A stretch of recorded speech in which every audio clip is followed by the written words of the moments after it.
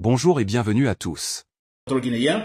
Alors, nous déplorons, c'est vrai, c'est à déplorer, en fait, l'assassinat de cette jeune maman, s'il vous plaît. Avant de commencer, n'oubliez pas de vous abonner et d'activer la cloche de notification pour ne rater aucune de nos prochaines vidéos. C'est parti. C'est quand même incroyable. Mamadi Doumbouya, je vous déteste toute ma vie. D'abord, je vous déteste depuis que vous avez commencé à tuer. Vous avez juré au cimetière que désormais aucun citoyen guinéen ne mourra pour la politique. Vous avez tué et depuis là, j'ai commencé à vous détester. Et maintenant, je vous déteste à vie, Mamadi Doumbouya. À vie. Je vous combattrai à vie tant que je vis, Mamadi Doumbouya. Et tant que vous vivez, je vous combattrai. Ça, c'est clair et net. Très bien. Alors, vous voyez cette dame qui a reçu une balle perdue. Vous comprenez, donc les militaires, là, ce n'est pas une surprise, ces militaires tirent des balles réelles parce qu'ils se disent on a face à nous des oiseaux, des animaux qui ne sont pas des Guinéens. Et surtout quand c'est de l'autre ethnie, en fait l'ethnie Peul, je ne tourne pas autour disons, du pot, alors là ils n'hésitent pas, il faut tirer, c'est déjà préconçu, c'est préparé avant de sortir de leur caserne, il faut tirer les balles réelles sur ces oiseaux. Donc comme ça ils le disent, chers combattants guinéens, n'est-ce pas? Alors vous avez vu, des balles réelles sont utilisées et là on n'entend pas ce fameux procureur général, le parquet général, dire quelque chose, faire un communiqué sur ça, il ne le fera pas, n'est-ce pas? C'est un lâche, chers combattants guinéens. Très bien. Alors vous avez vu cette dame qui reçoit une balle perdue, une balle réelle et voilà, elle est morte, elle est décédée. Par suite en fait disons de cette balle reçue, chers combattants guinéens. Vous comprenez qu'on a affaire donc aux gens, donc à un pouvoir, en fait, je dirais d'abord ethnocentriste, qui a des milices politiques ethnocentristes, comme on a vu au temps d'Alpha Condé. Ce sont eux qui tirent, n'est-ce pas? Et ils reçoivent l'ordre. Ils reçoivent l'ordre. Quand vous voyez la majorité dans ces forces disons, d'intervention, qui en fait sont actuellement à Conakry, vous prenez la police, vous prenez la gendarmerie, les forces spéciales ou Bata autres, la majorité, le groupe composant ces corps militaires, ils sont tous de l'ethnie malinké. C'est clair et net 100%, tous de RPG, des gens qui s'étaient battus pour RPG. Alors il y a en fait cette germe de l'ethnocentrisme à 100%. Il n'y a pas d'hésitation, on va tirer Agnalbon Kalfa. C'est comme ça ils parlent. Agnalbon, on va les tirer sur eux et les tuer. Chers combattants guinéens, donc c'est une milice politique ethnocentriste, chers combattants guinéens. Voyez cette dame qui est partie, qu'est-ce qu'elle a fait à Mamadi Doumbouya? N'est-ce pas? On dira qu'elle a reçu une balle perdue. Mais écoutez, mais pourquoi tirer des balles réelles? Mais moi je ne comprends pas, ils ont tous les moyens. Vous avez vu ces blindés, hein? Ces blindés qui sont là, qui coûtent très cher, beaucoup d'argent. N'est-ce pas? Vous prenez un camion blindé, c'est beaucoup d'argent. Alors, ils ont beaucoup comme ça. Donc, un État qui a les moyens, capable, effectivement, de rassurer ou de, tout simplement, de mettre dans l'ordre dans une manifestation, de cadrer les manifestations, ou d'arrêter les manifestants sans les tuer, sans utiliser les balles. Il doit avoir cette capacité. Mais disons, vous avez vu Conakry, vous avez vu tous ces blindés, c'est comme une ville qui se prépare, disons, à recevoir des rebelles. Mais c'est vrai. Et cette milice-là est incapable, avec tous les moyens qu'ils ont, mais parce que vous voyez, c'est tous les corps confondus. C'est quand même bizarre. Dans un pays normal, quand il y a des cas pas comme ça, il y a en fait une police, en fait, qui est chargée, n'est-ce pas, son rôle pour des cas pareils, mettre de l'ordre. La police, par exemple, ou les gendarmes. Ça s'arrête là. Mais en Guinée, d'un seul coup d'ailleurs, vous verrez, ceux qui prennent le premier pas, ce sont des militaires, forces spéciales. En fait, quand je dis l'armée même, l'armée qui vient. Donc, c'est-à-dire, on a affaire aux rebelles. Les rebelles rentrent à Conakry. L'armée même, n'est-ce pas, est déployée sur le terrain. Donc, on a l'armée, on a la police, on a la gendarmerie, tous les corps sont là. On a la garde présidentielle. Ils sont incapables, s'il vous plaît, alors d'empêcher les manifestations. En fait, vous arrêtez les gens sauvages que vous êtes. Vous les arrêtez, vous les jugez, comme vous parlez de jugement. Et vous les sanctionnez. Mais pourquoi vous tirez des balles? C'est parce qu'il y a l'ethnocentrisme. Je vous le jure, chers combattants guinéens, en tirant, ils se disent, bon écoutez, ce sont eux, ce sont eux, il faut tirer. Ils se croient qui en Guinée? C'est cela. Pensez-vous que la Guinée peut aller ainsi? Pensez-vous que nous pouvons organiser la Guinée ainsi? Pensez-vous qu'avec ça, nous pouvons obtenir ou atteindre des objectifs politiques? Jamais. Jamais, chers compatriotes guinéens. N'est-ce pas? Alors, ça, c'était un élément, en fait, d'actualité. Toutes mes condoléances, donc, à la famille de cette jeune femme. S'il vous plaît, chers compatriotes guinéens, ça doit choquer tout le monde. Cette dame, il faut une vengeance à 100%. J'ai dit une vengeance à 100%. Je parlerai tout à l'heure dans la section radicale, la forme de combat qu'il faut mener, le radicalisme total. N'est-ce pas? Alors, autre élément qu'il faut en parler avant d'attaquer les thèmes proprement dit. Alors, on entend parler, disons, de la Constitution, n'est-ce pas? Alors, la Constitution, en fait, certains déjà auraient lu cette Constitution par-ci, par-là. Alors moi, tout ce que je vais dire, moi, je ne rentre pas dans les détails. Je ne rentre pas dans les détails. Cette Constitution élaborée par Mamadi Doumbouya, quand Mamadi Doumbouya va tomber, voilà, nous effaçons totalement. Elle sera totalement effacée. Tout acte qui sera placé dans Mamadi Doumbouya, c'est à refaire totalement. Je ne vais pas rentrer dans ces articles par-ci par-là. Et tout élément passant par ce monsieur du Conseil national de la transition, comment il s'appelle, vous pouvez me rappeler, le président du Conseil national de la transition, d'ailleurs c'est normal que j'oublie son nom, n'est-ce pas? Alors tout acte qui passe par ces gens-là, parce qu'ils sont des malhonnêtes, vous comprenez, dès que Mamadi Doumbouya va tomber, tout sera repris. Tout sera repris. La Guinée, les Guinéens, les intellectuels guinéens, tous les Guinéens se battront pour faire une constitution. N'est-ce pas? Tous les Guinéens ensemble, dans l'ambiance, disons, communautaire, donc générale, nationale. N'est-ce pas? Et ce que Mamadi Doumbouya est en train de faire, je vous dis bien, ça ne sert absolument à rien. Il va tomber, quand il tombe, nous reprenons tout. C'est comme le cas de nom de l'aéroport de Conakry. Ce n'est pas Sékou Touré, c'est l'aéroport Bessia, international Bessia Conakry, qui va tomber aussi. Et tout, en fait, également, ils ont établi, ou ils ont fait une sorte de restructuration concernant, en fait, les communes dans la capitale Conakry. Tout ça, ça refait. On revient à, disons, comme ça a été auparavant. Vous comprenez, chers compatriotes guinéens? Très bien. Alors, pour attaquer maintenant les thèmes proprement dit, chers compatriotes guinéens.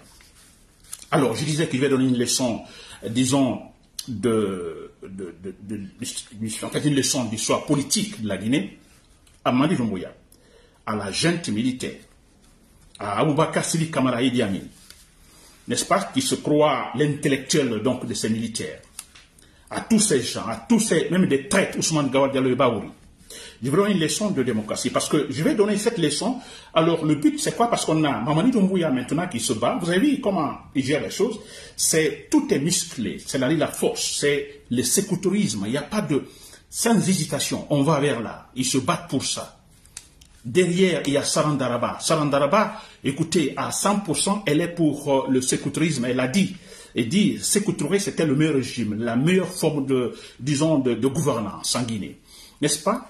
Selon elle, en ce temps-là, tout était bien. La Guinée était unie, il n'y avait pas de problème de problème communautariste, tout ça, rien. Que tout était bien, qu'il y avait les fabriques par-ci, par-là. Vous voyez, donc elle est derrière cette idée, comme Mamadi Doumbouya était Maboul, alors Sarandaraba est là pour lui souffler, en fait, ses fausses, disons, idées sur le Guinéen. Très bien. Alors, quand je parle de l'histoire de la Guinée, donc c'est normal, on va commencer Sékou Touré au départ. Ça, tout a commencé là, n'est-ce pas? Le premier régime. Alors, Sékou Touré est un dictateur. Là, il n'y a pas de décision. Un dictateur, quand on dit dictature, c'est un régime où on parle de parti unique. C'est un régime, en fait, on a un seul individu au pouvoir, alors qui, en fait, a tout le pouvoir, n'est-ce pas? En fait, il représente le pouvoir exécutif, il représente le pouvoir exécutif, il représente le pouvoir parlementaire, l'Assemblée, il représente également le pouvoir judiciaire. Lui seul, donc tous ces trois pouvoirs dans une seule main, c'est la dictature. Il n'y a pas de liberté individuelle, il n'y a pas de liberté collective, c'est la dictature. Je m'arrête là. Ça signifie beaucoup de choses. C'est-à-dire quand on dit qu'il n'y a pas de liberté individuelle, pas collective, un seul parti, État, ça signifie que tout le monde ferme la bouche, pas d'opposition. On ne contredit pas le chef. Personne ne devait contrôler Sékou Touré. Donc c'est la dictature. Là, il n'y a même pas de décision, chers compatriotes guinéens. N'est-ce pas? Alors on parle de panafricanisme, de Sékou Touré, tout ça. Là, il y avait beaucoup de populisme, n'est-ce pas, chers compatriotes guinéens?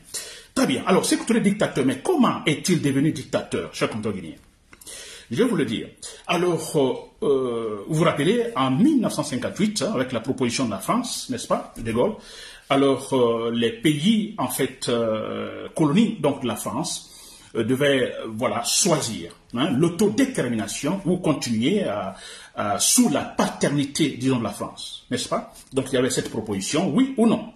Alors en Guinée, en 1958, donc toute la Guinée, tous les politiciens, les intellectuels, Sékou Touré, dont Sékou Touré, alors ils ont mené campagne pour dire non à la proposition de De Gaulle. Si, c'est-à-dire nous sommes pour l'autodétermination, l'autogouvernance, nous nous gouvernons nous-mêmes, n'est-ce pas? Nous sommes nous-mêmes la paternité. Nous ne voulons pas une autre paternité ou la paternité française. Vous comprenez? Alors voilà, donc on a voté massivement le non contre De Gaulle, contre sa proposition, chers Guinéens. Alors, je vais aller rapidement. S'il vous plaît, suivez, c'est très important. Quand je vous dis j'ai peur, ce qu'ils m'ont dit dans est en train de faire, moi je crains, alors voilà pourquoi il faut le combattre. Il faut vite faire qu'il quitte, qu'il dégage. C'est un maboule, il n'a rien dans la tête. Très bien. Alors, il y a eu ce référendum. La Guinée a dit non à la proposition française, oui à l'autodétermination, n'est-ce pas? Et très bien. Alors, nous savons tous ce qui s'est passé. La France était mécontente de ce choix de la Guinée, n'est-ce pas? La France très mécontente. On a vu comment ils sont partis, les Français.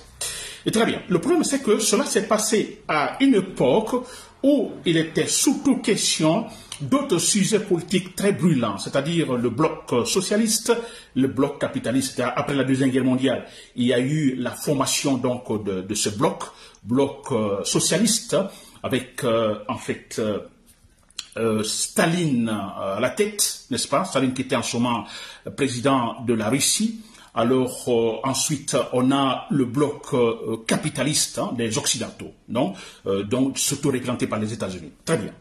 Alors, je dis bien, quand on a dit non à la France, n'est-ce pas, en ce moment précis, le monde était divisé presque, vous voyez, en deux. C'est-à-dire, politiquement parlant, donc, je dirais trois, il y avait les non alignés, je vais parler de ça tout à l'heure. Donc, il y avait le bloc capitaliste et le bloc socialiste. Le bloc socialiste, c'est la Russie, c'était avant, on parlait de la Yougoslavie, n'est-ce pas, de la Pologne, de la Bulgarie, voilà, tous ces pays de l'Est. N'est-ce pas?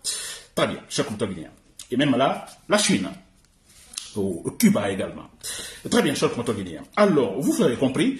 Alors, et quand je parle de ces deux blocs, super importants, alors chaque bloc cherchait à se faire prévaloir en disant, bon, écoutez, nous formons le meilleur, nous avons la meilleure politique pour la gouvernance, nous sommes les meilleurs. Les socialistes disent, nous sommes les meilleurs. Les capitalistes, les occidentaux disent, nous sommes les meilleurs. N'est-ce pas? Et quand vous dites que vous êtes les meilleurs, alors cette campagne, c'était effectivement avoir des membres des autres pays.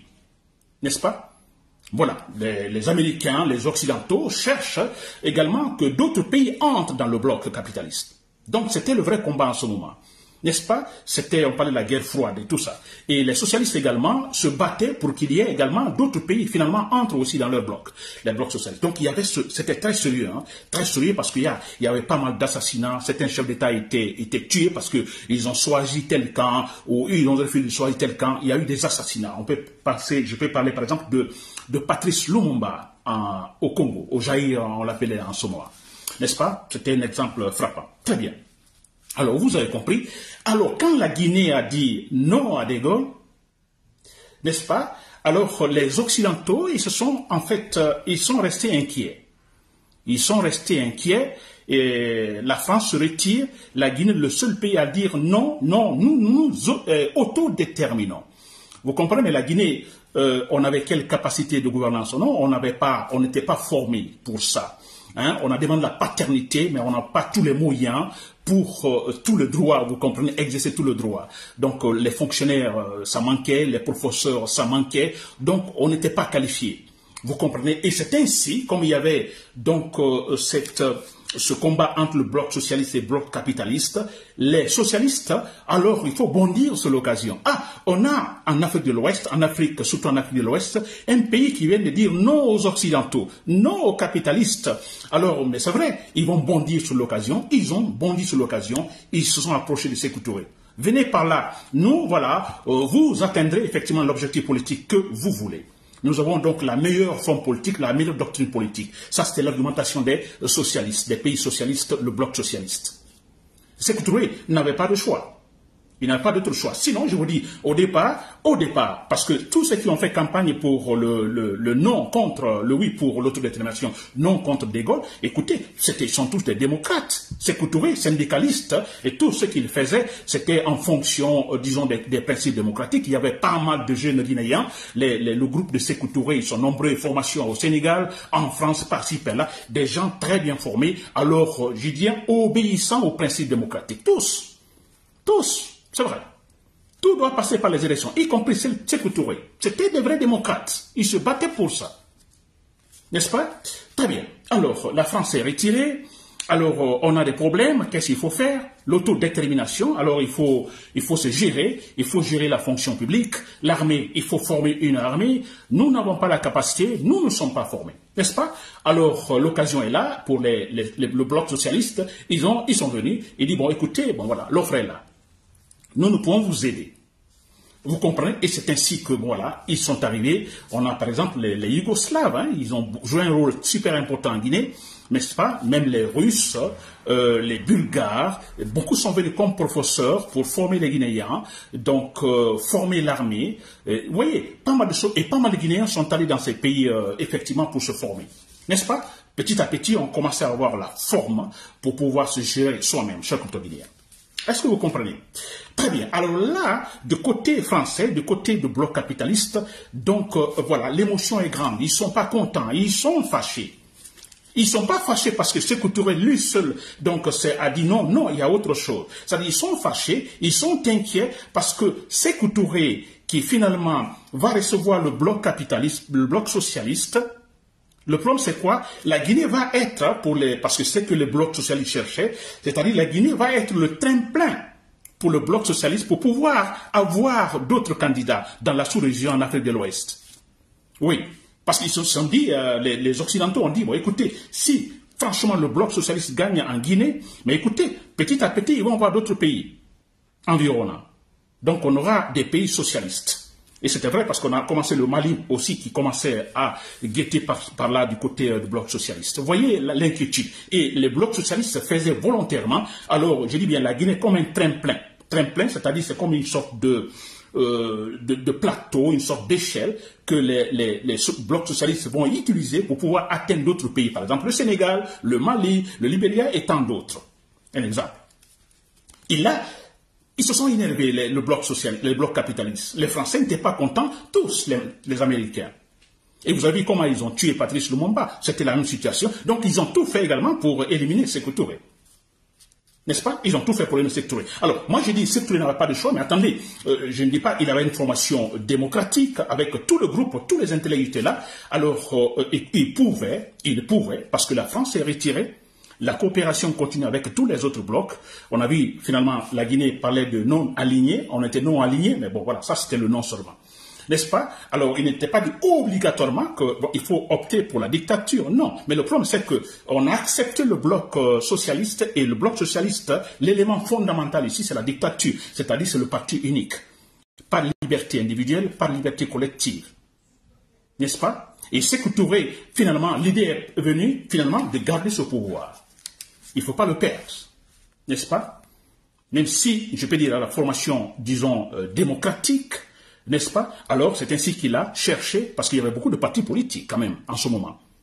Il y a eu comment on appelle ça, alliance de beaucoup de partis politiques faisant campagne pour dire non à De Gaulle. Donc, ces partis, Sékou Touré les a tous éliminés. Et parce qu'il a maintenant opté pour garder le pouvoir à son niveau. Non, pas question de libéraliser le pouvoir. Il a opté finalement pour la dictature, pour garder son pouvoir. Et puis voilà, chers compatriotes. Vous me comprenez?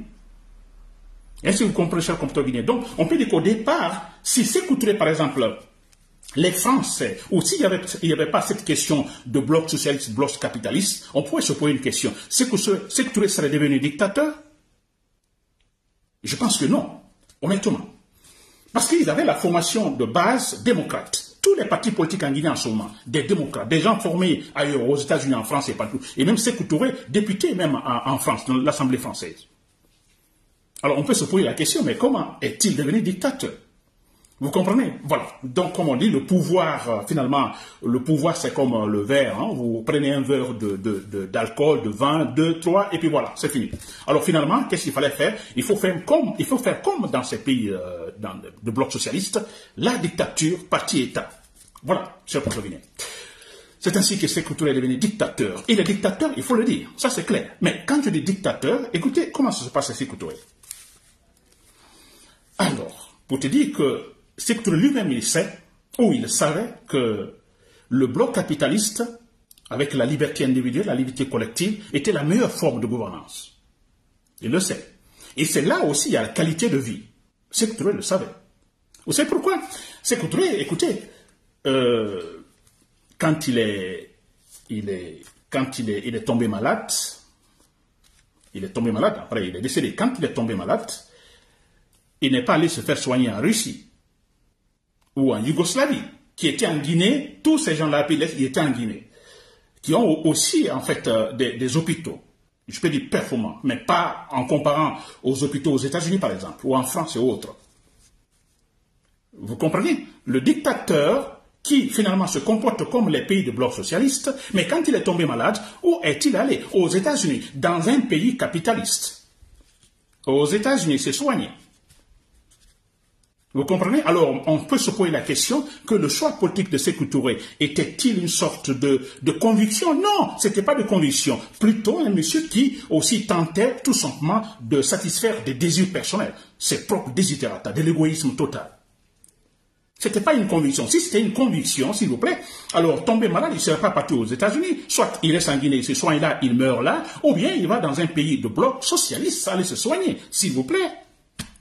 En Russie, par exemple, ou en Yougoslavie. Pourquoi n'est-il pas allé là? Donc, il n'y avait pas une conviction politique, alors, au niveau de Sékou Touré, parlant, disons, de la doctrine, je vais dire, dictatoriale. Alors, s'il est devenu dictateur, bon voilà, c'était finalement pour satisfaire ses propres besoins, en fait, désirs personnels. Vous comprenez, cher contrevenu? Alors, on a vu comment Sékou Touré, alors, a commencé tout, démocrate et tout ça, avec pas mal de partis politiques libres en Guinée. Alors, voilà, petit à petit, vous avez vu le positionnement géopolitique. Alors, comment finalement, il a opté pour la dictature, il a éliminé tous les autres. N'est-ce pas, Mme Doumbouya? Si vous m'écoutez, c'est cela. Alors, dire maintenant que, donc, ce régime était le meilleur, non. Ce régime s'est battu à tout moment de lui à la fin pour conserver le pouvoir. Tout le reste, ça, c'est bluffé. Alors, il y a eu beaucoup de cadeaux de la part des blocs socialistes, oui. Mais si le bloc socialiste veut tout simplement courtiser la Guinée en disant nous sommes les meilleurs, notre politique socialiste est donc la meilleure, alors il doit faire quelque chose pour la Guinée. C'est pourquoi il y a eu beaucoup de dons à la Guinée, beaucoup de dons de la Russie, de Yougoslavie, de la Chine, tout est dons, chers compatriotes guinéens. N'est-ce pas? Très bien. Alors, j'espère que vous m'avez compris sur ce coin, sur ce côté. Mamadi Doumbouya, si vous me suivez, vous m'avez compris. Aboubacar Sidi Kamara Idi Amin, qui se fait historien en fait de la junte militaire, et tous les traites, je pense que vous m'avez compris. Alors on peut se poser la question, pourquoi un retour à cette dictature de Sékou Touré? Si Sékou Touré lui-même, quelque part, on peut dire qu'il était obligé. C'est un dictateur, mais quelque part il était obligé, en tenant compte de la situation géopolitique du moment. Alors, on est au XXIe siècle, on a les Maboules, je dis bien les Maboules, qui disent que l'époque là était meilleure, que les Guinéens étaient libres. Où ça? Qui était libre en Guinée? C'est que quand il venait en France, il disait, mais écoutez, on disait, mais monsieur le président, les journalistes sont arrêtés en Guinée. Il disait, non, c'est pas vrai. Vous voulez la preuve? Allez-y en Guinée, vous verrez. Il n'y a aucun journaliste, disons, en prison en Guinée. Et c'était du mensonge. N'est-ce pas?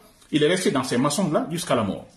Cher contrevenu. Sékou Touré est parti, c'est vrai, mais ce que nous ne pouvons pas accepter, qu'au XXIe siècle, on a des bambins, des gens qui n'ont aucune formation d'ailleurs, et qui vont dire, bon écoutez, le temps a été meilleur. Et surtout derrière la vieille Sarandaraba. Très bien, cher contrevenu. Très bien, alors je vais passer également à l'autre thème, et les questions de l'axe Bambeto. L'axe de la démocratie. Alors là, il faut féliciter ces jeunes, hein, il faut féliciter l'axe en question. On a beaucoup dit sur l'axe, mais je vous dis, c'est l'axe avec ses principes. Là-bas, comment je peux dire ça? Les choses viennent de façon, disons, bon voilà, spontanée. Vous comprenez, c'est comme c'est un eux en fait, c'est inné, vous comprenez, ils ne peuvent pas accepter de la foutaise, de l'injustice, n'est-ce pas? Ils descendent dans la rue. Alors qu'on dise que nous encourageons les gens là-bas, ou que les gens donnent de l'argent par-ci, par-là, mais on a vu que ce n'est pas vrai.